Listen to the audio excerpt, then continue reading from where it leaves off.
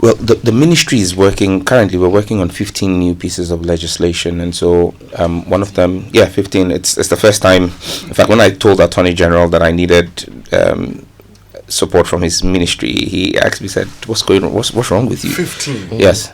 I'm working on 15 legislation at the same time. I'm redoing the electronic. In fact, look, as minister, one of the things I'm going to leave that ministry with is a legacy of future-proofing that ministry. Because when I took over the reins of the ministry in February, I realized that most of the legislation in a technology ministry were 18 years old. Some were 23 years old. They are not fit for purpose. The current state of Ghana's legislative framework for our technology sector is best placed in the Ghanaian Museum and not in the Ministry of Science and Communication, Digital Technology and Innovations.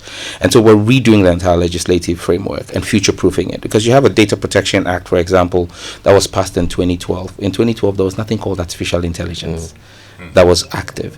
And so your Data Protection Act is blind to the nuances of AI. You've got an Electronic Communications Act that was passed in 2008.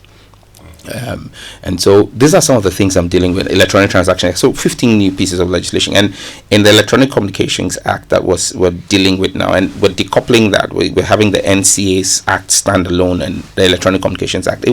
This gives us a very good segue to be able to deal with all of that, because we're still in the process of finalizing the legislation. And so this is ample time enough for us to ensure that we do not try to censure the media's ability to publish, but we'll be able to set parameters that say that let's not cross. And we're going to be taking a lot of inspiration from the GJA's own Code of Ethics.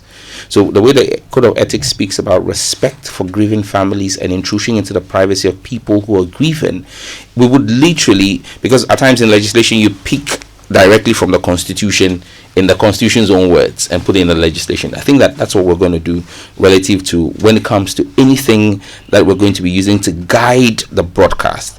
And this is pending the completion of the broadcasting bill as well. Okay. That will go into further detail.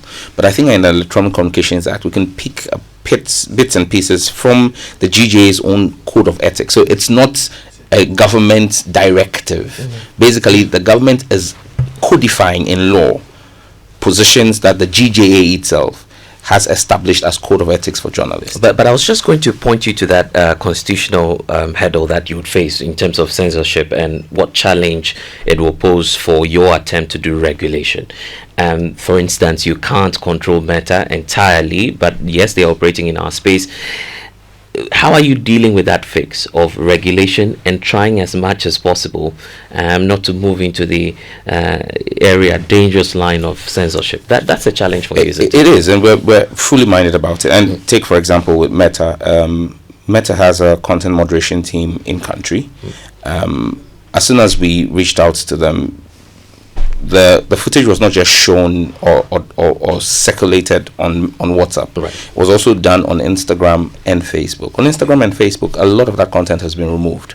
If you go online today on Meta, on Facebook and Instagram, you will hardly see the footage that we're talking about of child remains burning and all. Almost all of it has been taken off.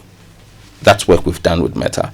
However, when it comes to WhatsApp, the policy of Meta was that they would not be able to block encrypted conversations between two people because it's end to end, and that for them they had you realize that they've changed their policy. At first you could actually just send a video to hundreds of people in your contact. Now you can send to a maximum of I think 5 at a time, and it has to be people you are encrypted end to end with and all of that.